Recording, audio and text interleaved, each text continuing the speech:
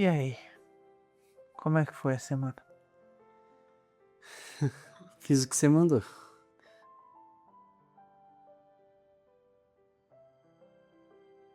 Mas eu não mandei nada. Só sugeri. Fiz o que você sugeriu. Me conta. Na quinta-feira, reunião no trabalho, o meu gestor derrubou uma proposta minha na frente de todo o time, sem nem explicar direito o motivo. Eu senti aquilo. O calor no peito, aquela coisa que a gente falou. Aí eu parei e tentei nomear. O que veio? Estou com medo de parecer incompetente. Basicamente isso. E depois que você nomeou? A raiva não sumiu, mas ficou menor. Deu pra segurar até o fim da reunião. Isso é importante.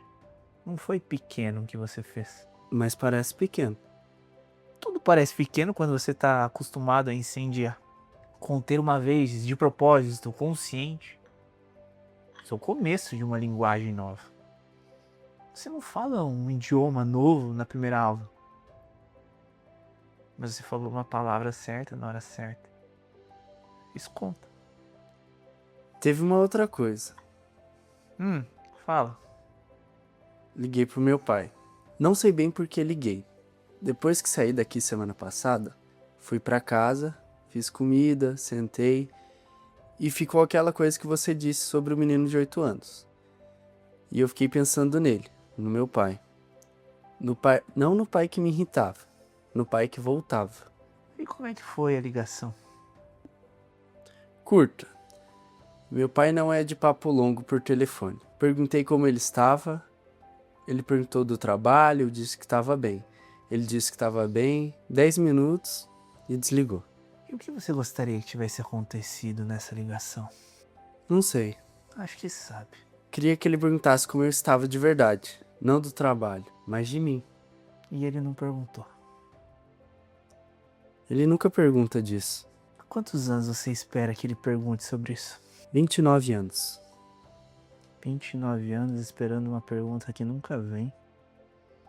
De um homem que talvez também nunca tenha recebido essa pergunta. E essa semana você ligou de novo, esperando que dessa vez fosse diferente. Alberto, quero que você ouça o que eu vou te dizer com cuidado. Não é uma crítica. É só uma observação que vai doer de um jeito específico. Você passou a vida inteira tentando receber de pessoas que não tem pra dar. Do seu pai. E depois da mesma forma da Camila. Você procura nos outros aquilo que você mesmo não aprendeu a se dar. E quando não recebe e não vai receber, porque estamos pedindo peixe para quem só tem pedra, você interpreta como rejeição. Como prova de que você não é o suficiente. Mas a falta não tá em você. Tá na fonte errada. Mas a Camila me dava isso. A Camila tentava. Mas você precisava tanto que ela se afogava. Uma pessoa não pode ser a única fonte de oxigênio da outra. Ela para de respirar também. Você acha que meu pai me ama? Acredito que sim. E acho que isso não resolve nada. Como assim? Amor sem linguagem não leva a nada. Seu pai provavelmente te ama da forma que ele foi ensinado a amar. Que é provendo, estando presente fisicamente, não abandonando. E dentro do vocabulário emocional dele, isso é tudo. Só que você precisava de um outro dialeto, entende? Precisava de alguém que olhasse pra você e dissesse: como você tá de verdade? E ele não tinha esse dialeto. Não porque ele não queria, mas porque ele nunca aprendeu. E o filho aprende com o pai o que o amor parece. Você aprendeu que amor é presença sem conversa, é sustento sem afeto nomeado. E aí você foi lá e tentou amar a Camila desse jeito. Tu estava presente, provia, não abandonava fisicamente.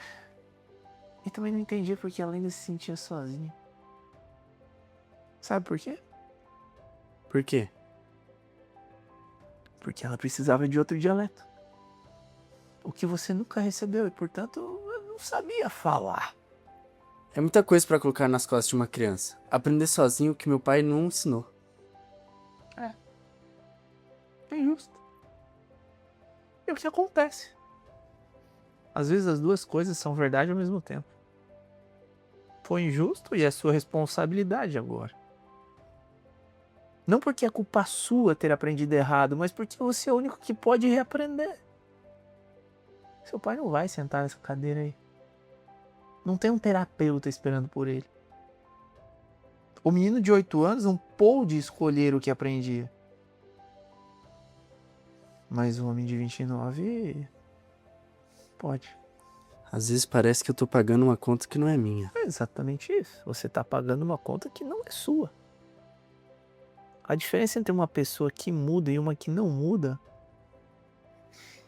não é quem tem a conta mais justa, é quem decide pagar mesmo assim. Porque se você não pagar, a conta vai pro próximo. Pra mulher que você ainda vai amar, pro filho que talvez você ainda vai ter. Você entende que a herança emocional ela não desaparece? Ela passa de mão em mão até alguém ter coragem de rasgar o papel. Posso te falar uma coisa que eu não falei semana passada? Pode. Eu tenho um irmão mais novo, o Pedro, 19 anos. E ele é muito parecido comigo. No jeito de travar, no jeito de falar, o que sente. Semana passada, depois que saí daqui, mandei mensagem pra ele. Só perguntando como ele estava, ele respondeu que estava bem. E eu fiquei olhando pra mensagem e pensei, esse menino aprendeu o mesmo que eu aprendi e está indo pro mesmo caminho. O que você sente com isso? Uma tristeza que eu não sei nomear. Não era por mim, por ele. Você sabe o que acabou de acontecer aqui? O quê? Você sentiu empatia. Não pena, empatia. Você reconheceu em outra pessoa uma dor que você carrega. Em vez de você se fechar, você se abriu. Isso é novo em você. Isso não é o Alberto que entrou aqui semana passada. Mas eu não fiz nada, só mandei uma mensagem. Você perguntou como ele estava. Quando foi a última vez que alguém da sua família fez isso por você sem ser em uma crise? Exatamente. Você fez pelo seu irmão o que ninguém fez por você. Com 19 anos, ele pode não ter aprendido ainda que existe outro jeito. Mas agora existe alguém no caminho dele que sabe. Ou ao menos que está aprendendo. Às vezes mudar não é sobre a própria vida, mas é sobre o que você para de transmitir. Eu quero entrar hoje, que vai ser mais difícil do que o que a gente falou até agora. Você topa? Não tenho certeza. Vamos entrar mesmo assim? Você me descreveu o episódio da festa na última sessão, uma explosão. Mas nunca me descreveu o Alberto de antes da Camila. Quem era você nos relacionamentos anteriores? O mesmo padrão você tinha? Eu tive 2 relacionamentos sérios antes da Camila. A Marina, que durou 2 anos, a Juliana, que durou uns 8 meses. Me fala delas, não o romance, o conflito. Com a Marina eu era diferente, mais frio. Quando a gente brigava, eu simplesmente se desligava. Ficava dias sem dar atenção, sem afeto, ela dizia que eu era uma geladeira emocional. E a Juliana? Com a Juliana foi onde eu fui mais agressivo. Não fisicamente, nunca, mas verbalmente. Gritei com ela algumas vezes, ela tinha muitos ciúmes e eu não conseguia lidar. Você tá me contando 3 relacionamentos sérios com 3 formas de expressar a mesma coisa. Com a Marina você congelou, com a Juliana você explodiu, com a Camila você fez os 2. Dependia do dia. O conteúdo muda, mas o mecanismo é o mesmo. Fogo é o ataque, gelo ou fogo. E nos 3 casos o que você nunca fez foi ficar. Ficar como? Ficar no desconforto, ficar na conversa difícil até o fim, ficar presente quando o emocional apertou sem ir embora ou sem explodir. Em nenhum dos 3 relacionamentos você teve a experiência de passar por um conflito real e chegar do outro lado ainda junto com a pessoa. Você nunca viu isso ser possível.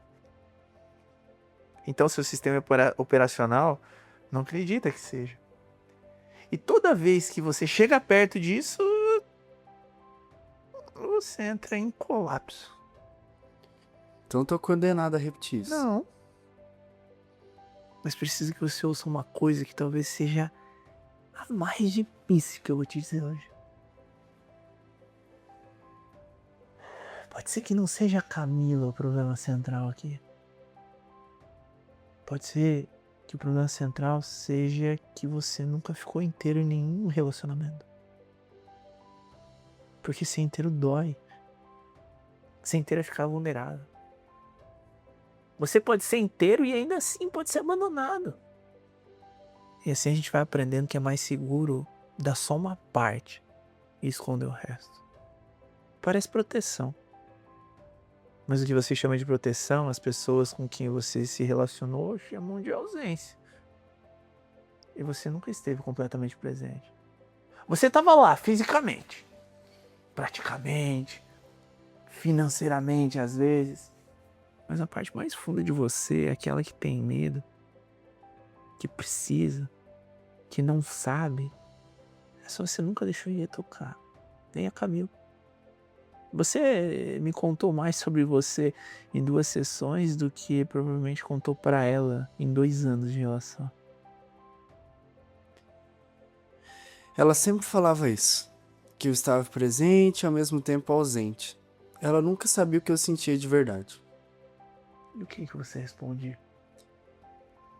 Que ela era dramática, que eu estava ali o que ela mais queria.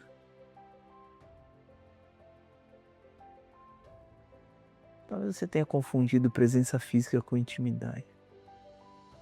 São coisas muito diferentes. Você pode sentar do lado de alguém todos os dias por anos e nunca ter sido realmente visto por essa pessoa porque nunca deixou. Intimidade real não é dividir apartamento. É deixar alguém ver o que você esconde. E você construiu paredes tão boas, sólidas, que nem você mesmo sabe o que existe atrás delas.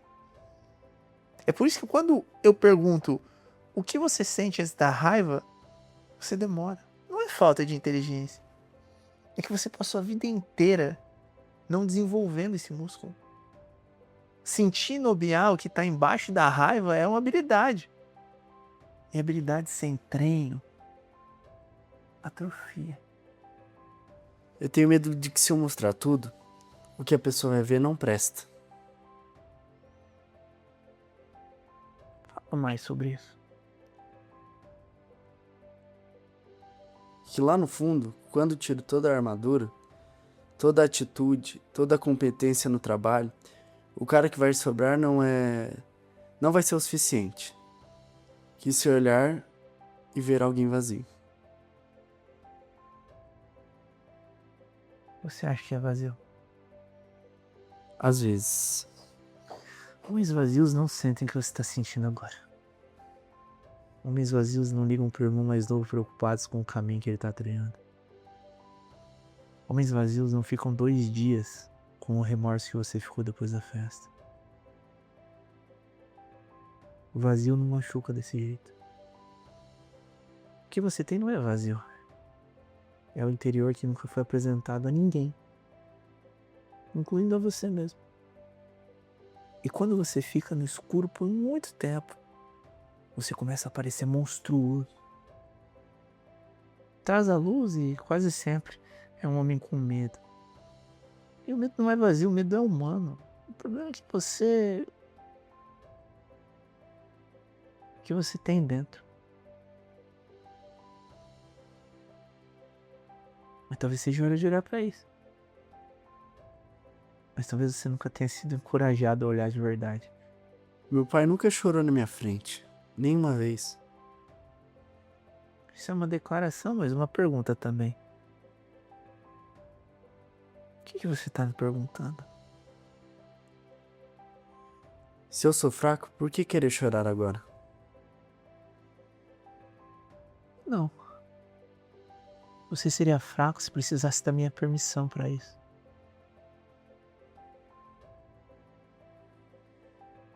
Eu quero te fazer uma pergunta sobre o presente. Não sobre a Camila. Não sobre o seu pai, não sobre os seus relacionamentos. Sobre você. Agora, essa semana. Como você tá tratando o Alberto? O que significa isso? Quando você erra, o que você faz com você mesmo? Me cobro. Descreve pra mim como é essa cobrança. Eu fico repassando o que aconteceu, às vezes por horas, pensando que eu podia ter feito diferente, chamando a mim mesmo de idiota, de imaturo. E com que frequência você faz isso? Todo dia, basicamente.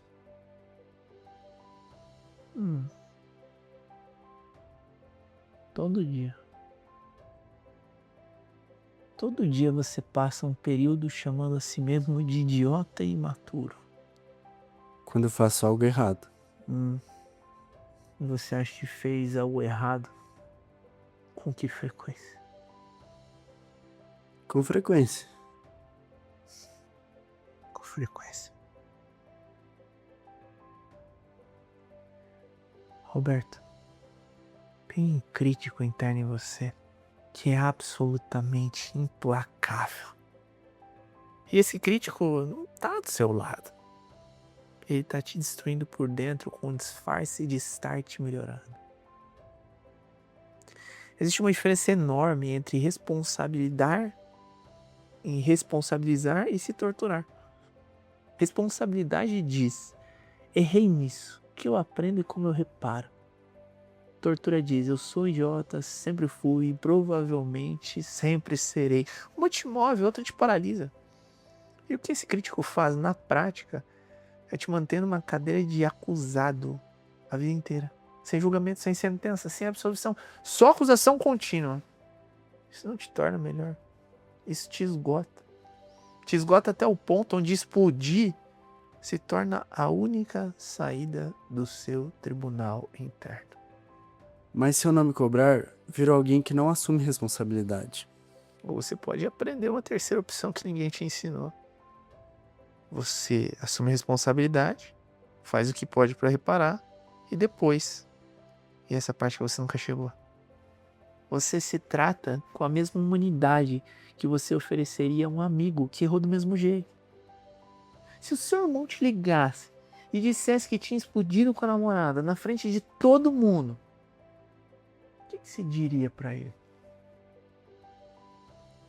Que ele errou, que ele precisa pedir desculpa, que tem que entender de onde veio isso, pra não repetir. E você chamaria ele de idiota por horas. Não. Por que não? Porque ele não precisa disso. Precisa de outra coisa. E você? Você merece menos do que o que você daria pro seu irmão? Parece que sim. Que mereço menos. Eu sei que parece. E esse é talvez o trabalho mais importante nessa fase toda. Não aprender a se relacionar melhor com os outros, mas aprender a se relacionar melhor com você mesmo. Porque a forma como você se trata, quando você erra, é devastador. É daí que vem a raiva. De um homem que no banco dos réus dá a própria cabeça. E não aguenta mais a pressão. E aí vem a necessidade de controle. Porque se você não controla o ambiente, o tribunal interno, aumenta o volume. Você não é cruel com as pessoas por falta de amor. Você é cruel porque você está sentindo dor. E dor não tratada vira comportamento. Quero mudar de direção por um momento com você. Você trabalha com o que mesmo? Gestão de projetos, numa empresa de tecnologia. Você gosta? Sou bom nisso. Não perguntei se você é bom, perguntei se você gosta. É uma boa pergunta. Eu sei. Quando foi a última vez que você fez algo? Não porque você era bom nisso. Não porque pagava bem, não porque alguém esperava. Mas porque você genuinamente queria. Na faculdade eu tocava violão. Parei quando comecei a trabalhar. Por que você parou? Não tinha tempo. Ou não parecia produtivo? As duas coisas. É, eu sei. Alberto, você construiu uma vida inteira baseada em performance. No trabalho você performa com competência. Nos relacionamentos você performa a presença. Com a família você performa estar bem. Em algum momento você esqueceu ou nunca soube que existe uma vida que não é avaliada. Que você pode tocar violão às 10 da noite uma terça-feira sem que isso precise resultar em nada. Que você pode existir sem entregar. A ansiedade que você sente, a raiva que você sente. Parte dela vem de um homem que nunca descansou de verdade, nem por um momento. Que nunca parou de se avaliar. Seu sistema nervoso, ele tá numa espécie de modo de apresentação permanente. E um dia ele cobra. Às vezes cobra na forma de explosão, às vezes na forma de vazio, às vezes na forma de acordar às 3 da manhã sem saber por quê. Acordo às 3 da manhã às vezes. Eu sei. É o corpo dizendo que o conflito tá alto. Que você tá gastando mais energia do que reponta. Você vai à academia, assiste séries, mas isso não é descanso, é troca de performance. Em vez de produzir, você consome. Mas o estado interno é o mesmo. Descanso de verdade exige de você se permitir existir sem propósito por um momento, às vezes. E isso pra você é quase insuportável. Parece perca de tempo. Exatamente. E quem te ensinou que existir sem produzir é perca de tempo, Alberto? Seu pai acordava cedo, trabalhava, provinha, não parava. Isso era ser homem, era ser responsável. Você internalizou isso tão profundo que o seu valor pessoal virou uma função de produção. Você é o que você entrega. E quando você não entrega, você explode. Quando você erra, quando você precisa, você não é só alguém que errou. Você falhou no único jeito que aprendeu de existir. Doutor, eu não sei quem eu sou fora do que eu faço.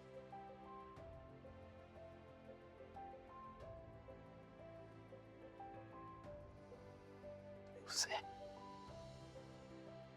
E essa pode ser a frase mais importante que você disse desde que você entrou aqui.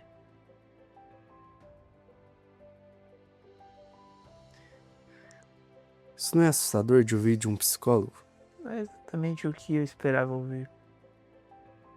Porque a maioria dos homens que chegam aqui com história, com a história que você tem, chegam sem saber quem são. Uma identidade sempre de fora pra dentro. Chegam sem saber quem são. Construir uma identidade de fora pra dentro. Cargos, conquistas, reações dos outros. E quando o de fora treme, quando o namorado vai embora, quando o gestor derruba a proposta, quando você tá numa festa sem nada pra entregar, entra em colapso. Porque não existe chão interno. Você nunca construiu o chão. Sempre construiu o teto, E como constrói chão? lentamente, dolorosamente. Começando por uma pergunta simples que parece inútil. Do que eu gosto? O que me descansa de verdade? Que tipo de homem eu quero ser quando ninguém tá olhando? Você nunca se faz essas perguntas porque muitas vezes estava ocupado demais respondendo as perguntas dos outros. Assim como a maior parte das pessoas que entra aqui. Quanto você entrega, quanto você aguenta, quanto você produz. Essa semana eu quero que você faça isso e aquilo.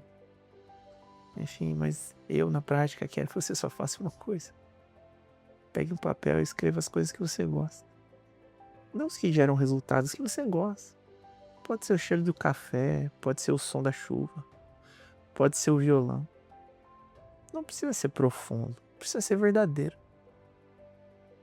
Porque antes de você descobrir quem você é, você precisa descobrir o que você sente.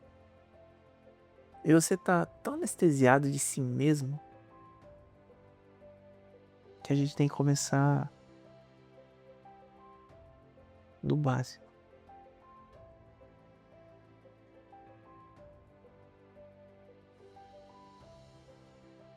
Uma última coisa. Essa vai ser dura. Qual não é?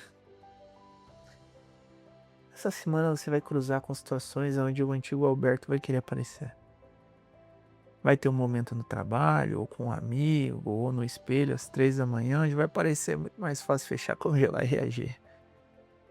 E a voz interna vai dizer que mudar é fraqueza, que sentir é perigo, que estar aqui toda semana contando sua vida para um estranho é coisa de quem não aguenta. É preciso que você saiba que essa voz não é a sua verdade. É só o que foi gravado antes de você ter escolha. Você está num processo que vai contra tudo que você foi ensinado a ser como homem. Vai parecer errado às vezes, vai parecer lento. Vai parecer que você não está chegando a lugar nenhum. E existirão sessões muito piores que essa. Onde você vai querer sair daqui mais pesado que entrou. Porque a gente mexeu em algo que precisava ser mexido. Isso não é um sinal de que não está funcionando. É um sinal de que tá. Crescimento real nem sempre gera sensação boa e agradável o tempo todo. Mas gera sensação de desconforto. E eu prefiro te preparar para isso do que te deixar com uma expectativa bonita que vai te fazer desistir na primeira vez que realmente doer. Você poderia ter me dito isso de uma forma mais gentil. Poderia. Você preferia. Não. Eu sei. Você não precisa de gentileza falsa. Você precisa de realidade com respeito.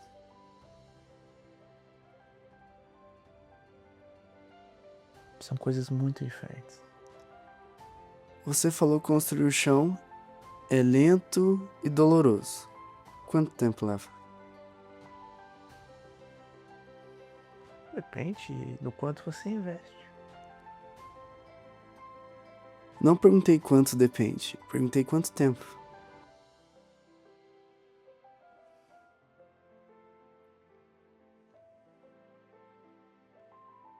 Mais do que você quer. Menos do que você teme. Semana que vem? Semana que vem.